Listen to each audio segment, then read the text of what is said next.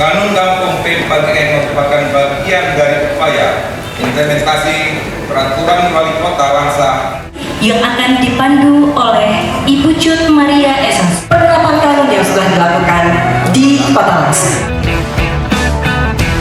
Masyarakat kita amankan, kita lindungi dari bahaya narkoba. Dan kejahatan yang tidak pernah takut dengan aparat adalah kejahatan narkotika.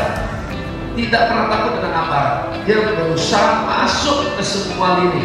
Hukum masuknya barang-barang ilegal narkoba dalam hal ini.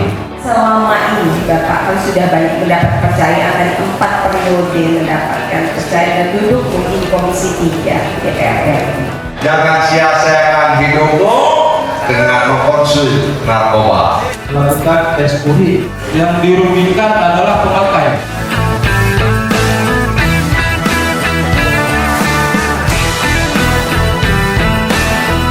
Alhamdulillah untuk Kota Langsa ini Wiji sudah membuat forum.